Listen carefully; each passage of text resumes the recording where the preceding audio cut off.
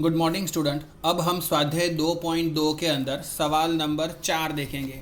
सवाल नंबर 4 के अंदर दिया हुआ है कि एक शहर में रहने वाले बालकों का गणित एवं तर्क ज्ञान की क्षमता के बीच का संबंध ज्ञान करने हेतु एक शैक्षणिक संस्था अलग अलग पाठशालाओं से चयन किए गए 6 बालकों को गणित व तर्क ज्ञान आधारित 20 पहेलियां हल करने के लिए देती है। उन बालकों द्वारा सही हल प्राप्त किए गए हो ऐसी पहेलियों की संख्या दी गई है। तो गणित आधारित हल की प्राप्त की हो उन पहेलियों की संख्या कितनी है? 12, 8, 9, 10, 8 और 11। उसी तरीके से दूसरी संख्या दी है 11, 10, 4, 7, 13 और 16। हम क्या करेंगे, ये जो है पहली संख्या उसको x मान लेंगे और तर्क ज्ञान का जो है उसको क्या मान लेंगे? y। उपर्युक्त सूचना से बालकों की दोनों प्रकार की पहेलियां के हल की क्षमता के बीच सहसंबंध का मान ज्ञात कीजिए। तो अब हम सवाल सॉल्व कर रहे हैं। अब यहाँ पर गणित को हम क्या मान लेते हैं? x मान लेते हैं। और क्या करते हैं, जो तर्क विद्या है, तर्क ज्ञान है, उसको हम क्या मान लेते हैं? y मान लेते हैं। उसके आधार पर अब हम सवाल लिखे। सबसे पहले तो सवाल के अंदर लिखा हुआ है x मतलब के 12, 8, 9, 10, 8, 11। उसी तरीके से तर्क विद्या, तर्क ज्ञान y बराबर लिखा हुआ है 11, 10, 4, 7, 13 और 16।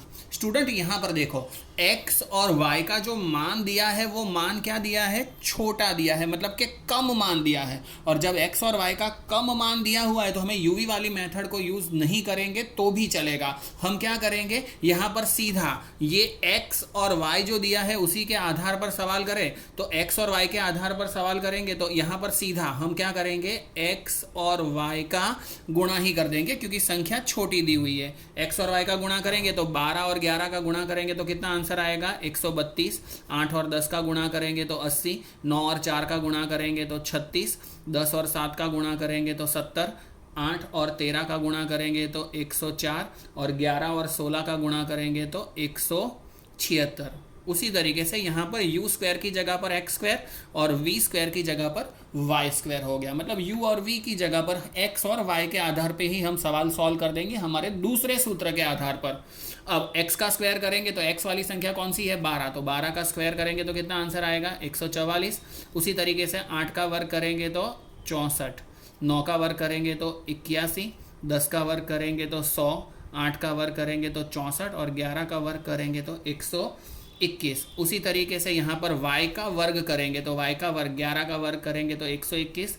10 का वर्ग करेंगे तो 100। 4 का वर्ग करेंगे तो 16। 7 का वर्ग करेंगे तो 49। 13 का वर्ग करेंगे तो 169 और 16 का वर्ग करेंगे तो 256 आंसर आएगा। अब ये वाले आंसर लाने के बाद में हम क्या करेंगे, सबका टोटल कर देते हैं। सबका टोटल करेंगे तो टोटल कितना होगा? तो यहाँ पर देखें तो सिग्मा x मिलेगा हमें। सिग्मा x का टोटल करेंगे तो देखो सिग्मा x का टोटल कितना हो रहा है? तो सिग्मा x बराबर इन सब का टोटल करेंगे तो टोटल आया है 58। उसी तरीके से सिग्मा y का टोटल करेंगे तो सिग्मा y का टोटल कितना है? 61। सिग्मा xy का टोटल करेंगे, इन सब का टोटल करेंगे तो सिग्मा xy का टोटल कितना आया? 598। उसी तरीके से सिग्मा x वर्ग का टोटल, तो सिग्मा x वर्ग का टोटल आया 574 और सिग्मा y वर्ग, तो y वर्ग का टोटल आया 711। तो ये हमने सबका क्या कर दिया? टोटल कर दिया। इसके आधार पर अब आगे गणना करेंगे तो सूत्र रखेंगे r बराबर। अब यहाँ पर जो हम r का सूत्र रखने वाले हैं वो आगे वाले सवालों में जैसे हम u और v रखते थे वैसे ये सवाल में हम क्या रखेंगे? x और y रखेंगे। तो फॉर्मूला हमारा क्या है? n सिग्मा uv की जगह पर यहाँ क्या रखेंगे? Sigma xy minus sigma u की जगह पर सिग्मा x और यहाँ पर सिग्मा y बट्टे के अंदर। अब बट्टे के अंदर रखेंगे वर्गमूल के अंदर n sigma x square minus sigma x का वर्ग। दूसरे ब्रैकेट के अंदर रखेंगे अंडर रूट के अंदर n सिग्मा y का स्क्वायर सिग्मा y का होल स्क्वायर। अब सवाल के अंदर बाकी की चीज़ें रखें तो बाकी की चीज़ों के अंदर क्या करेंगे, r की वैल्यू ढूंढनी है। n बराबर कितना दिया है, तो देखो कितनी संख्या है, 1 2 3 4 5 और 6, मतलब n बराबर 6 है। तो n की जगह पर क्या रख देते हैं, 6 रख देते हैं। सिग्मा एक्स वाई, तो सिग्मा एक्स वाई का टोटल कितना दिया है, 598। तो सिग्मा एक्स वाई की जगह पर रखेंगे 598 माइनस सिग्मा एक्स, तो सिग्मा एक्स का टोटल कितना है, 58। सिग्मा वाई, तो सिग्मा वाई का टोटल कितना है, 61। बट्टे में रखेंगे रूट के अंदर n बराबर कितना है, 6। सिग्मा एक्स स्क्वायर, मतलब एक्स स्क्वायर कितना दिया हुआ है, 574 माइनस सिग्मा एक्स का होल स्क्वायर, तो सिग्मा एक्स कितना है, 58। तो 58 का स्क्वायर,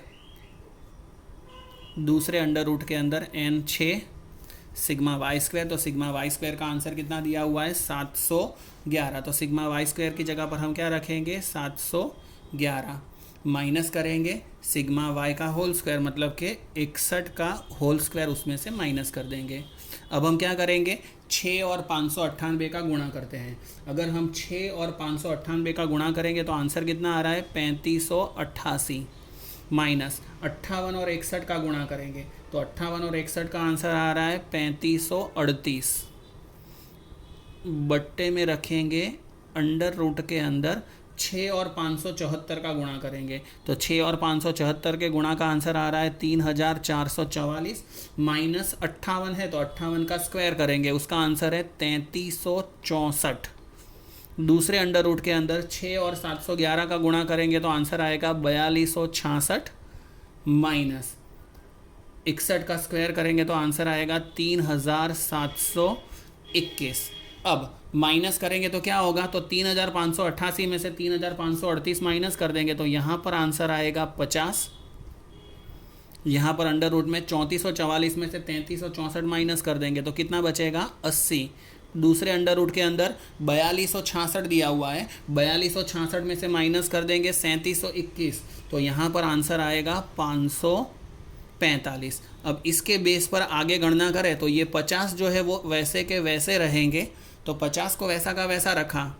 बट्टे के अंदर हम क्या करेंगे, 80 और 545 का गुणा, 80 और 545 का गुणा करेंगे तो आंसर कितना आ रहा है, 43600। 50 वैसा का वैसा, 43600 जो दिया हुआ है उसको अंडर रूट से बाहर निकालेंगे तो आंसर आता है 208.81। अब r बराबर 50 को 208.81 से भाग देंगे तो आंसर आ रहा है 0.24। तो हमारे r का आंसर हुआ 0.24। तो स्टूडेंट अब हमने स्वाध्याय 2.2 के पहला, दूसरा, तीसरा और चौथा सवाल अलग अलग लेक्चर के अंदर पढ़ लिए हैं। आप लोगों को होमवर्क के अंदर स्वाध्याय 2.2 के 5वां, 6ठा, 7वां और 8वां ये 4 सवाल होमवर्क में करके मुझे व्हाट्सएप पर भेजने हैं। Thank you student.